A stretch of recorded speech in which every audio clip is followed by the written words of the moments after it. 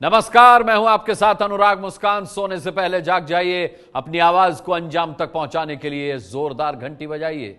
8422840000 ये नंबर अब तक आपको याद हो गया होगा। इस नंबर पर जैसे ही आप मिस्ड कॉल देते हैं, आपको फौरन एक मैसेज आता है आपके मोबाइल पर, और मैसेज में होता है एक लिंक को जैसे ही आप क्लिक करते हैं, आपको सुविधा मिलती है कि आप अपना मोबाइल सामने रखकर अपना वीडियो मैसेज रिकॉर्ड करके हमें भेजें। अपना वीडियो मैसेज हमें भेजना मत भूलिएगा। हम रोज के कार्यक्रम में आपकी राय दिखाते हैं। अब आज के मुद्दे की बात करते हैं। आज का मुद्दा है संसद में ज्यादा सैलरी के लिए लड़ते सांसद और अपनी खेती के लिए मरता किसान। आज संसद में किसान मुद्दे पर बहस होनी थी, पर हुआ क्या? हुआ हंगामा। नहीं, बहस बिल्कुल नहीं हुई। लेकिन राज्यसभा में जब सांसदों की सैलरी बढ़ाने का मुद्दा उठा तो सब सांसद एक हो गए। बड़ी शांति रही, किसी ने चूं तक नहीं की। तमिलनाडु में ऐतिहासिक सूखा पड़ा हुआ है। वहां का किसान दिल्ली के जंतर मंतर पर आकर धरना दे रहा है, भूखों मर रहा है, पर विधायकों ने वहां 100% सैलरी बढ़वा ली। ऐसे हालात देखकर ही हम लगातार मांग कर रहे हैं कि शहरी मध्य वर्ग को महंगाई से बचाने वाले किसान के लिए खेती का एक आधारभूत ढांचा तैयार किया जाए। आम बजट की तर्ज पर अलग कृषि बजट लाया जाए। अब हमारी ये रिपोर्ट देखिए। अगर आप सहमत हों तो जोरदार घंटी बजाइएगा, ताकि कल संसद में उसकी गूंज सुनाई दे। क्योंकि आप जानते हैं, आप घंटी बजाते हैं तो उसका बहुत बड़ा असर होता है।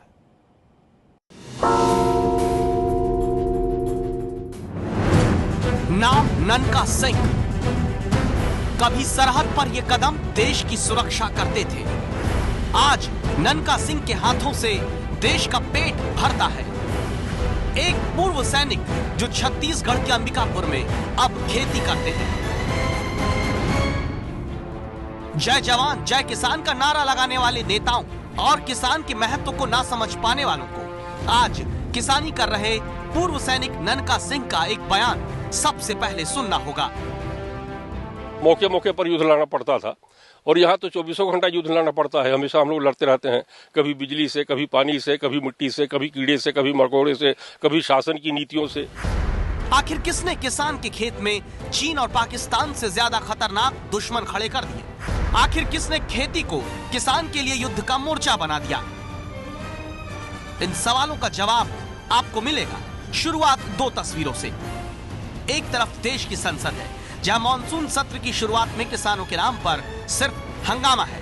दूसरी तरफ देश को महंगाई से बचाने वाला किसान अपने हक के लिए प्रदर्शन कर रहा है। एक तरफ देश की संसद में अपनी ही सैलरी बढ़ाने के लिए चिंतित होकर एक सुर में अपने लिए आवाज उठाते सांसद हैं। दूसरी तरफ संसद, सरकार और पूरे सिस्टम से मदद मिलने का इंतजार करता देश का अन्नदाता खड़ा है।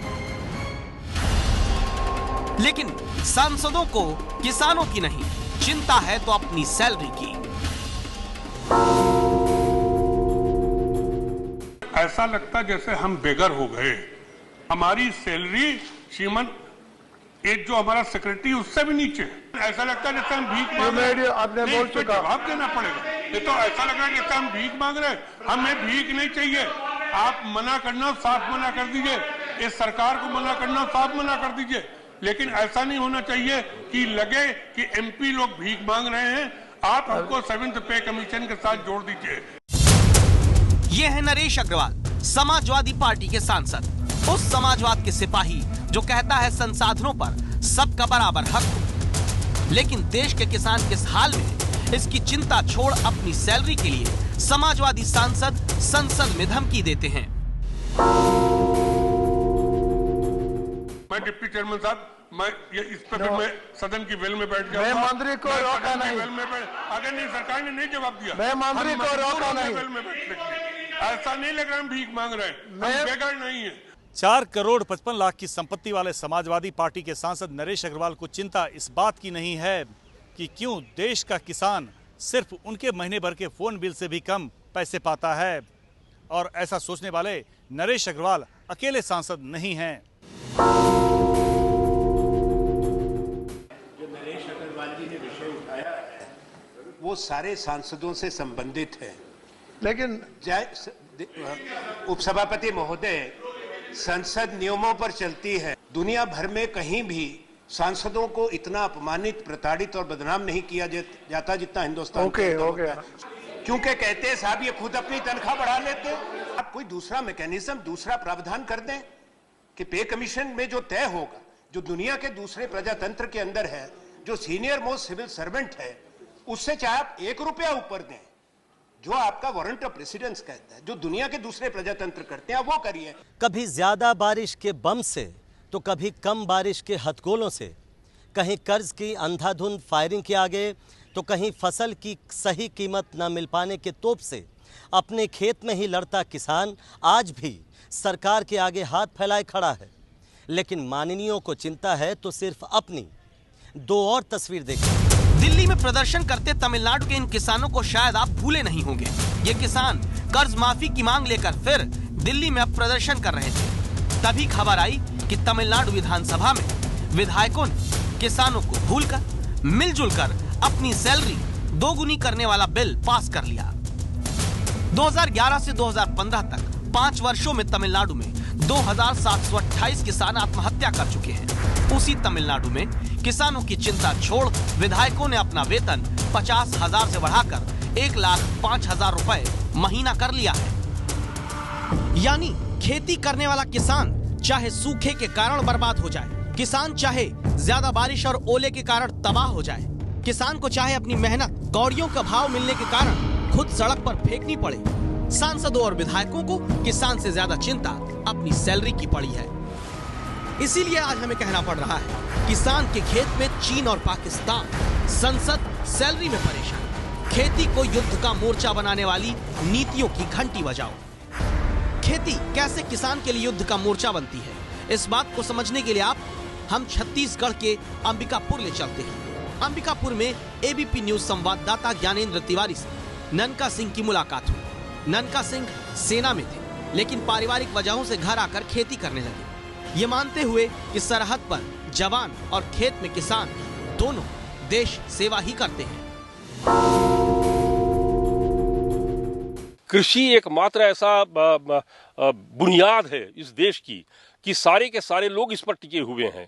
आज एक कृषक से चींटी से लेके और आसमान में उड़ने वाले परिंदे तक अगर कहीं जीवित हैं तो कृषि के माध्यम से जीवित हैं।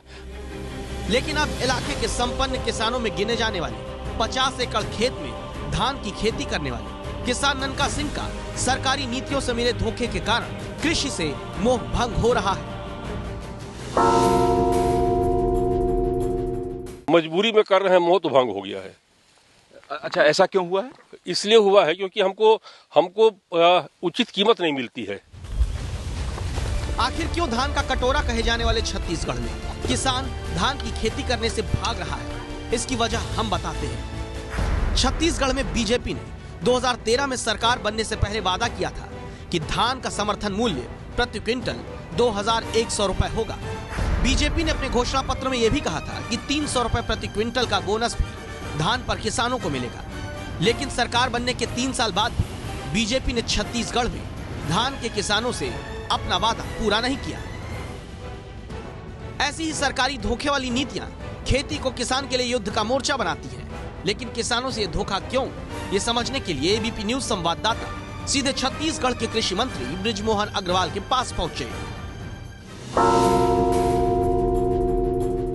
भारतीय जनता पार्टी अपने घोषणा पत्र में लिखी थी कि 2100 रुपए समर्थन मूल्य दिया जाएगा, 300 रुपए, चौथा साल चल रहा है। ये तो बड़ा धोखा है किसानों के साथ कि सरकार वादा करती है और वो वादा भी पूरा नहीं कर पा रही है। देखिए, हमने ये कहा था कि हम केंद्र सरकार से प्रयास करेंगे कि किसानों को 2100 रुपए मिले, परंतु केंद्र सरकार की जो पॉलिसी पूरे देश में एक रेट तय करने की है, हमारी तरफ से आज भी हम मेमोरेंडम लगातार जब भी कीमत तय होने का मामला आता है कि छत्तीसगढ़ के किसानों को 2100 रुपए दिया जाना चाहिए, तो छत्तीसगढ़ सरकार और भारतीय जनता पार्टी दोनों की कोशिश है कि ये दिया जाना चाहिए।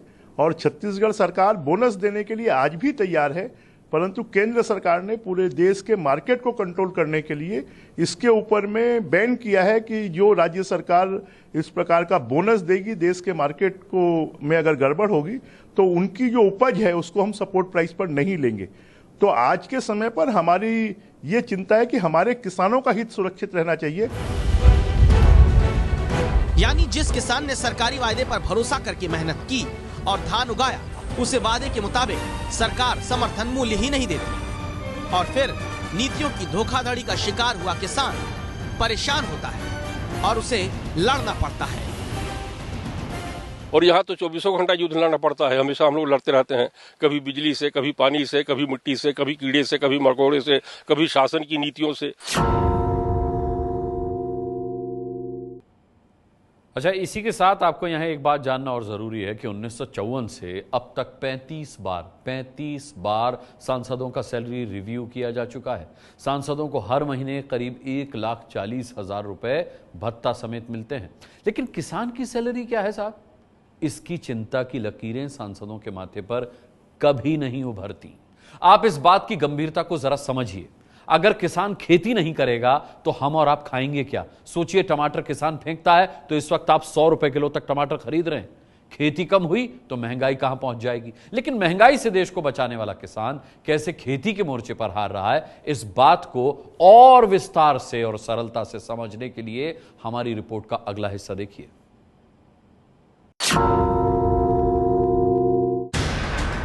छत्तीसगढ़ के अंबिकापुर जिले में एबीपी न्यूज संवाददाता ज्ञानेंद्र तिवारी इस वक्त कृषि विभाग के उप संचालक मनोज चौहान के दफ्तर में पहुंचे हैं। इस जिले के कृषि विभाग के दफ्तर में 296 पद हैं, जिनमें से अभी 246 पदों पर ही लोग भर्ती हैं। इस दफ्तर के लोगों का काम क्या होता है, सबसे पहले हमने यही जानना चाहा, ताकि आपको आज एक जिले की रिपोर्ट के माध्यम से देश के किसानों पर सरकारी नीतियों की अंधेरगर्दी समझा सके। पूरा काम जो कृषि विभाग की जो योजनाएं हैं, राज्य शासन की, केंद्र शासन की जो योजनाएं हैं, उसका प्रचार प्रसार करना, किसानों को उसका लाभ पहुंचाना, ये इनका मुख्य कार्य है। नवीनतम तकनीकी को वैज्ञानिक जो अनुसंधान करते हैं उसका प्रचार प्रसार किसानों तक करना प्रमुख कार्य है। सुनने में बहुत अच्छा लगा, लेकिन क्या वाकई कृषि विभाग के कर्मचारी किसान को नई तकनीकों के बारे में, सरकारी योजनाओं के बारे में, किसान हित की जानकारियां दे पाते हैं? इस बात की पड़ताल अब हमने शुरू की। अंबिकापुर के डूमरगी गांव हम पहुंचे। यहां की सहकारी समिति का दफ्तर नजर आया। इसी दफ्तर में वो कर्मचारी होने चाहिए जो किसानों को उनके लाभ से जुड़ी जानकारियां देते हैं। अंदर दाखिल हुए तो खाली कुर्सियों और चलते पंखे ने बता दिया कि किसानों के लिए सिस्टम के वादे कितने हवाई हैं। सबूत भी मिल गया जब यहाँ तैनात 4 लोगों में मौजूद मिले सिर्फ एक कर्मचारी विनय गुप्ता से हमने पूछा, यहाँ की सहकारी समिति के तहत आने वाले 17 गाँवों में कितने किसान हैं। यहाँ समिति में कुल 17 गांव है सर, और 17 गांव में कृषक संख्या 1417 है। कुल कितने किसान हैं? जैसे 17 गांव है ना, तो ये तो 1417 जो आपने बताया, ये किसान वो हैं जो यहाँ पंजीकृत हैं, जिनको सरकारी लाभ मिल रहा है। कुल कितने किसान हैं 17 गांव में?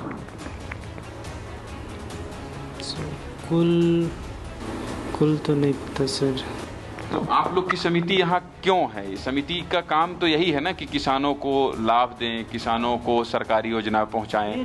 तो 17 गांव में कुल कितने किसान हैं आपको यही नहीं पता, तो कैसे लाभ मिलेगा उनको? सर वो तो समिति प्रबंधक को पता रहेगा सर। जब सहकारी समिति के कर्मचारी को यही नहीं पता कि उसे कितने किसानों को सरकारी योजनाओं की जानकारी देनी है, तो क्या हालत होगी किसान की। अब इसकी जमीनी हकीकत देखिए। डुमरडी गांव में हमें अपनी मिर्च की फसल को कीड़ों से बचाने के लिए दवा का छिड़काव करते किसान चुन्नी लाल मिले। जरूरी हुआ कि इनसे पूछा जाए, क्या भाई आपको कुछ सरकारी मदद, कोई सरकारी योजना की जानकारी मिल पाती है? दवाई का सरकारी मिला है या तो खरीदे हैं? खरीदे हैं साहब। सरकारी नहीं मांगा क्या आपने? सरकारी ग्राम सेवकों की पता ही नहीं रहता है साहब। मक्का का समय फसल हो गया है समय, और अभी तक आया नहीं है मक्का। तो ये बताइए कि आप लोग को पता नहीं है क्या कि बीज आया है नहीं आया? नहीं पता है साहब। तो यहाँ के जो ग्रामीण कृषि विस्तार अधिकारी हैं, उनका काम है ये बताना आप लोग को, या तो फिर ये गांव में लोगों को सूचना देना कि ये बीज आ गया, ये तो समय है। तो ऐसा अधिकारी कर्मचारी आते हैं, आप लोग जाते हो, मिलते हैं कि नहीं मिलते? नहीं मिलते हैं साहब, ऑफिस में भी नहीं मिलते हैं, इधर कभी कभार गाँव में आते हैं। जमीन पर सरकार की नीति और नियत दोनों का सच सामने आ चुका था। इसलिए हमारे संवाददाता दोबारा कृषि विभाग के उप संचालक के पास पहुंचे। पूछा किसानों की मदद के दावे तो खोखले हैं, अफसर ने सच्चाई मान ली।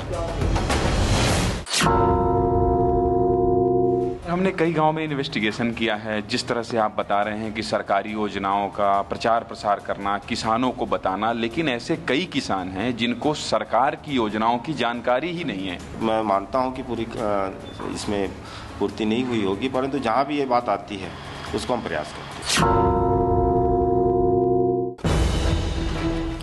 यानी सरकारी सिस्टम जो योजना किसानों के नाम पर बनाता है उसे किसान तक पहुंचाने में ही हाफ जाता है। लेकिन फिर भी देश की संसद में किसानों की चिंता पीछे है और अपनी सैलरी की चिंता आगे।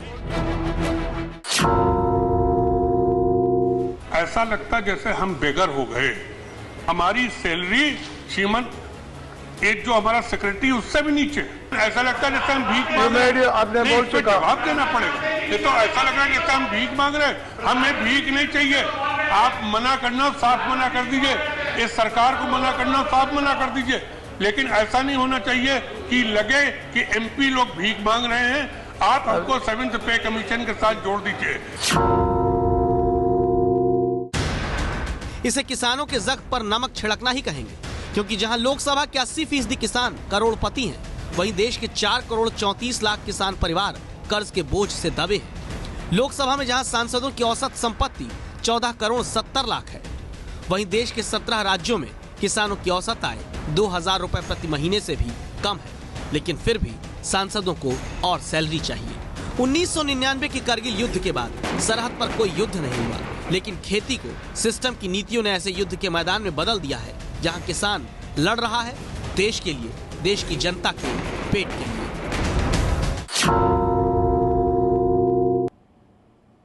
देश के सिपाही की तरह भूख और महंगाई के दुश्मन से लड़कर आपको बचाने वाला किसान तभी जीतेगा जब आप घंटी बजाएंगे। हम लगातार मांग कर रहे हैं कि शहरी मध्यम वर्ग को महंगाई से बचाने वाले किसान के लिए खेती का आधारभूत ढांचा बने। आम बजट की तर्ज पर अलग से कृषि बजट लाया जाए। आप इस राय से सहमत हैं तो 8422840000 पर एक मिस कॉल देकर आवाज उठाइए, घंटी बजाइए।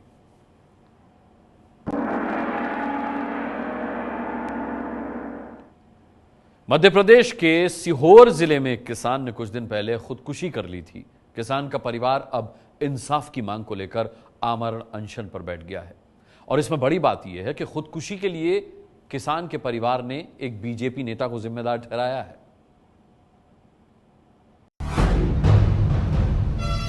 मध्य प्रदेश के मुख्यमंत्री शिवराज सिंह के विधानसभा क्षेत्र बुधनी में बारिश के बीच आमरण अनशन पर बैठे ये हैं भगवती प्रसाद मीणा। भगवती अपने किसान भाई शत्रुघ्न मीणा के लिए इंसाफ मांग रहे हैं, जिन्होंने 22 जून को जहर खाकर खुदकुशी कर ली थी।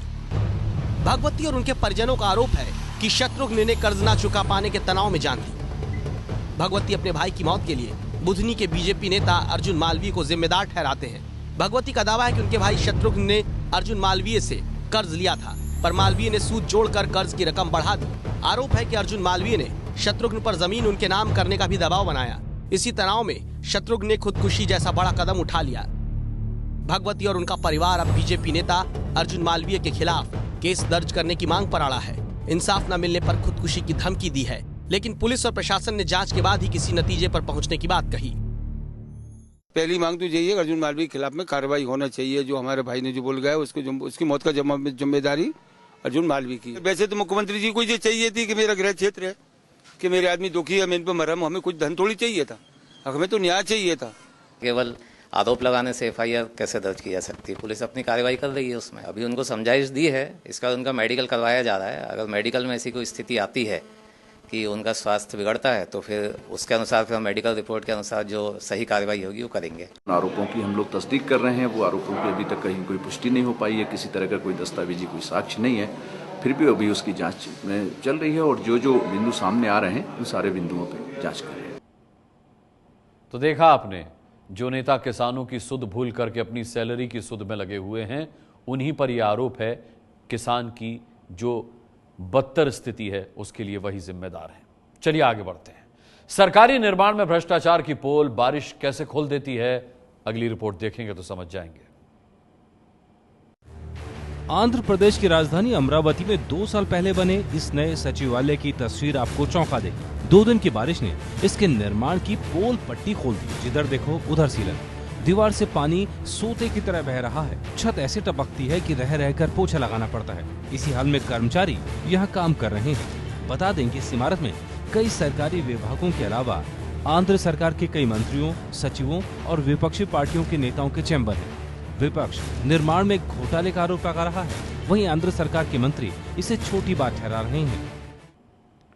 और अब बात चीनी मांझे की, जिसकी चपेट में आकर हर साल कईयों की मौत हो जाती है। आसमान में उड़ने वाले परिंदे भी इससे मारे जाते हैं। राजधानी दिल्ली में आज चीनी मांझे की घंटी बज गई है। देखिए, दिल्ली सरकार का ये नोटिफिकेशन देखिए। दिल्ली में चाइनीज मांझे के आयात, खरीद, बिक्री और इस्तेमाल पर प्रतिबंध लगा दिया गया। दिल्ली में पतंग उड़ाने के लिए सिंथेटिक और शीशे के इस्तेमाल वाले मांझों पर भी पाबंदी रहेगी।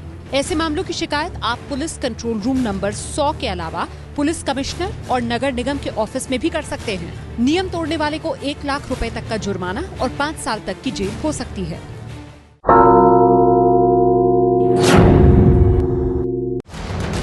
अब तक 60 लाख से ज्यादा मिस्ड कॉल्स।